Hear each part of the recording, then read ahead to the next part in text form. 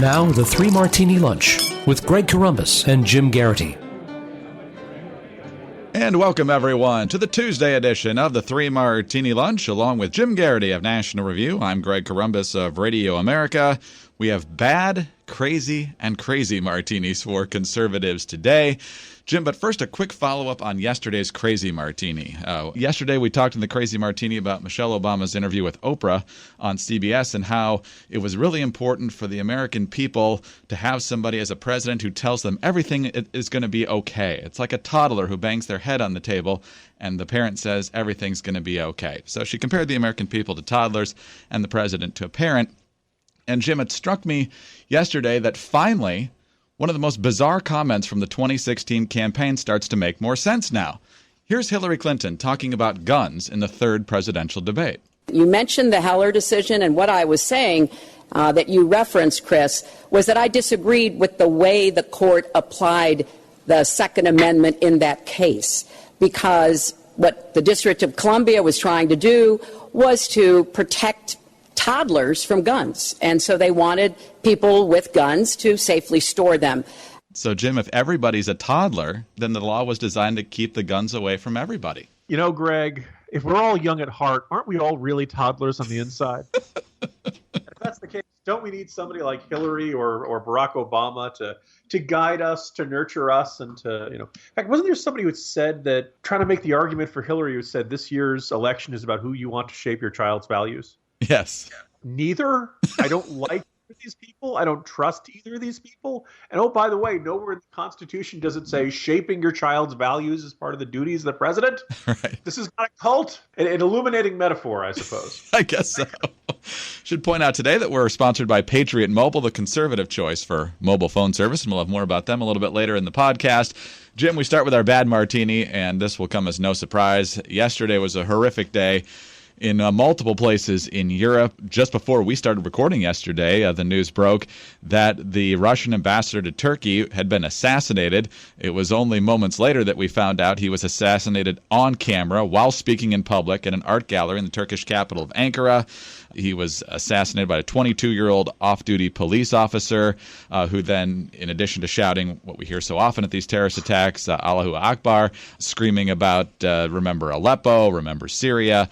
And so there's obviously multiple factors into this assassination. Vladimir Putin blaming the West, and so who knows how NATO could get entangled in all of this. Then later in the day, we found out there was a shooting at an Islamic center in Zurich. We still don't know the details about that, really. And then by mid-afternoon, there was the truck attack at the Christmas market in Berlin. Last reports that I've seen have at least 12 people dead and dozens more wounded, and that is believed to be a Pakistani refugee who was driving the truck. So, Jim, Christmas terrorism is nothing new. We had the underwear bomber on Christmas Day 2009. We had the blowing up of Pan Am 103 over Lockerbie back in 1988, right around Christmas time. So, unfortunately, this is nothing new, but it's also a stark reminder that this threat is not going anywhere, and if anything, it's getting more complicated. Yeah. Yesterday was a bad day on multiple fronts. High among them, I guess we can take it in sequential order. It is impossible to protect an ambassador without cooperation of the local police forces. Longtime listeners know that I was over in Turkey from 2005, 2007, was, pretty plugged in with the embassy community over there. Look, you're expected to work hand in glove with local police, sometimes kind of the equivalent of the Secret Service over there, and sometimes your typical beat cops or your local Ankara police. And this guy apparently was on the riot police squad, but he was, in plain clothes and part of the protective detail for the Russian ambassador. And then, apparently this guy had Islamist sympathies for a long time, and whether it was Aleppo that was the trigger or he was operating on some signal from someone, he seemed to be determined to make a very clear signal that he was angry about Aleppo and angry about Russia. And as you mentioned, the traditional Allah Akbar we're used to hearing from crazed Islamists. Naturally, the Russians have very good reason to be upset with the Turkish government, but there's no reason to think the Turkish government was involved in this. It was merely that they're apparently not capable of vetting out Islamists from their security forces. But naturally, the Turkish government decided to blame the Poconos imam, Fethullah Gulen, who is basically was allied with the Justice and Development Party over there for a long time, until about 2012. Now, apparently, AK has decided he's this menace to their society, and he's going to be the scapegoat for all problems in Turkey probably until the day he dies or until the U.S. government turns him over. In a very strange way, this guy was very angry at Turkey, but very angry at Russia, but he may end up pulling them together because America is this very convenient scapegoat for the anti-American forces in Russia and the anti-American forces in Turkey. Then moving on to Germany, it's the unspeakable, unbearable tragedy. At one point, there were reports this was done by a refugee. Now the German police are kind of walking that back a little bit. At this point, we don't know whether that's genuine or whether it's a recognition that refugees committing terror attacks and killing Germans right before the Christmas holiday is about as bad as it gets for Chancellor Merkel. And she already was in trouble. It's hard to imagine how this policy decision could turn out any worse. I went back and I looked. I was kind of stunned to find, Greg, that they let in 2.1 million immigrants last year. Now, some of them left the country, so it's not a total net gain of 2.1 million people. You can't vet 2 million people in a year. They don't have the resources, and these refugees coming in don't have the paper trails to know who's in a Islamist group or who's got Islamist sympathies and who doesn't. The German people have every reason to be outraged over this terrible policy. They're paying the price for it now. So my sneaking fear is that this is not the end of this, and that you're going to see a lot more tensions and hostility and perhaps even more terrorist attacks in Germany.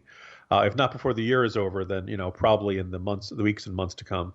Jim, given your expertise and your experience in Turkey, what's your read on Erdogan? Does he have more radical tendencies, or is he just trying to keep up with the trend of where his country's going? Yeah, no, when I was over there from 2005 to 2007, the attitude amongst the U.S. policymakers over there was like, well, this is not the guy we would have picked. But we figure he's a guy we can do business with. Well, I think year by year, you've seen him become more and more autocratic.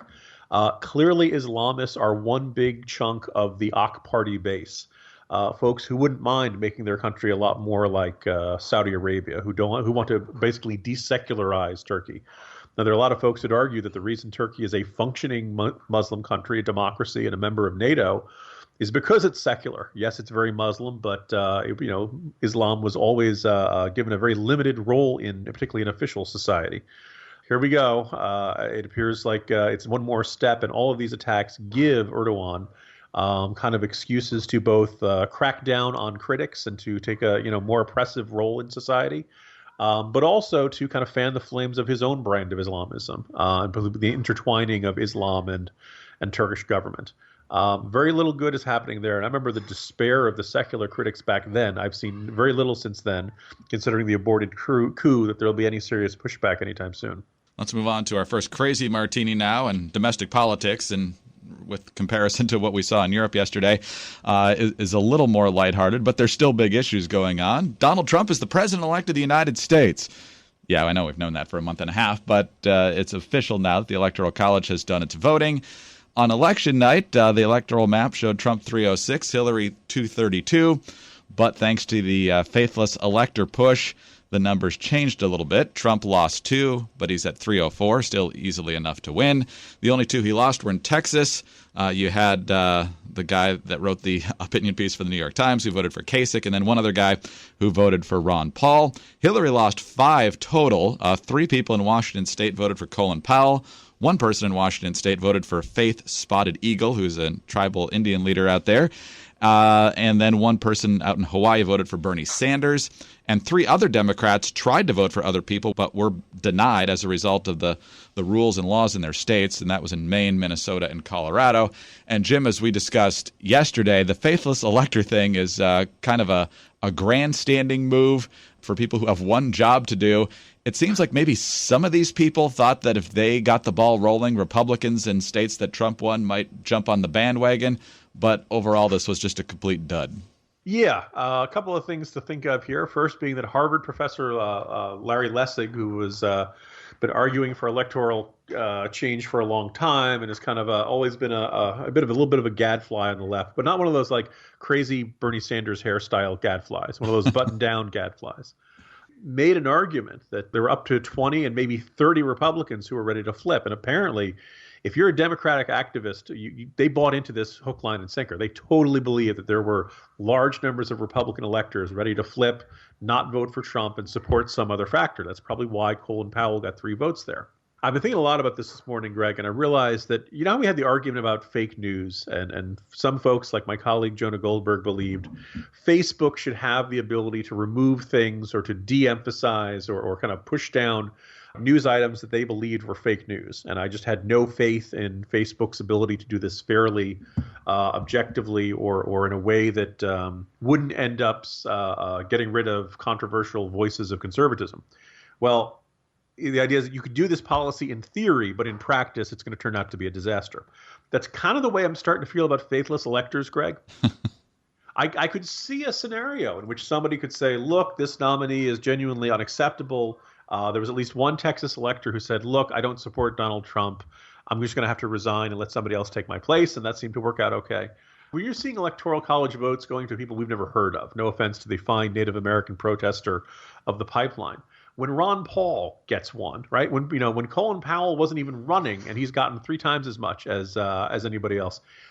This is not meant to turn into a free-for-all. This is not meant to turn into a situation in which electors, because some state party was dumb enough to put them in this position of power, to start voting for whoever they want willy-nilly. One of the guys who basically was not allowed to vote for an independent elector, but who tried, was the guy up in Maine who said he wanted to vote for Bernie Sanders so that he would cheer up and discourage Bernie Sanders supporters. Sir, that's not your job. That's not what we set up the Electoral College to do. And I just feel like there is such cultural narcissism embedded in Americans right now, particularly Americans who are active in politics, that they will inevitably treat the Electoral College as a soapbox, as a chance to start ranting and raving about whatever their cause du jour is. And I just don't feel like that's a good use of that kind of power and authority. And if you're going to do it, you got to treat it seriously. I'm sorry, I don't believe voting for Ron Paul this year represents a serious contribution to the process. And my real fear is that at some point we'll have another one of those 2000 scenarios where it's 271 to 267 or something like that. And enough of these folks go cuckoo for Cocoa Puffs, and we end up not having the winner who we're supposed to have because the electors decide to grandstand and morally preen and talk about how special they are instead of doing the job that they signed a pledge saying they would do. I have a feeling there might that's a good rant, and I have a feeling there's going to be a little more vetting of electors before they're chosen at these state conventions during presidential election years. It's not just, hey, how about this guy? I think we're going to have a little bit more background check and perhaps stricter pledges and maybe more severe punishments, if that's possible, for those who don't do what they're supposed to do. But anyway, Trump is officially the president-elect, but Keith Olbermann's got a solution for that because he's just not going to call him president. He's just going to call him Trump, and so then he'll be illegitimate. So good luck. All right. Patriot Mobile is trying to make sure that crazy people, like the crazy people who influenced the presidential electing at the Electoral College yesterday, aren't doing so with the help of the money you send to your phone company. Would you switch phone companies if you knew your current carrier was using your money to fund stupid things like restricting your Second Amendment rights or promoting abortion through organizations like Planned Parenthood? What if there was a liberal phone company targeting conservative candidates and organizations? Would you want to switch to a conservative phone company to help fight against their liberal agenda? The fact is, your current phone carrier may be using your money to undermine your conservative beliefs. And there's also a radical liberal phone company spending tens of millions of dollars to defeat both conservative leaders and fight for liberal social change. Well, the good news is Patriot Mobile has decided to take action. Patriot Mobile offers nationwide talk and text and high-speed data at competitive prices and donates up to 5% of your monthly bill to the conservative organization of your choice. You get the same quality service, the latest and greatest devices, like the Apple 6 and Galaxy S7, competitive prices, and the center-right causes that you believe in. Finally, a mobile phone company that believes what you believe. Patriot Mobile is America's only conservative phone company. It was created to fight for conservative causes and defend conservative candidates. So stand with Patriot Mobile and give voice to your conservative values with every call, every text, and every status update. Call 1-800-A-PATRIOT right now or go to patriotmobile.com/ricochet to sign up. That's patriotmobile.com/ricochet.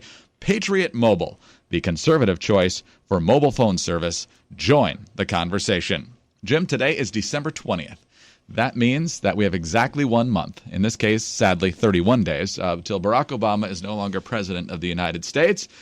But he's kind enough to give some advice to Donald Trump on his way out. He was doing an interview with Steve Inskeep over at NPR. And the question was, what's your advice to President-elect Trump when it comes to executive orders?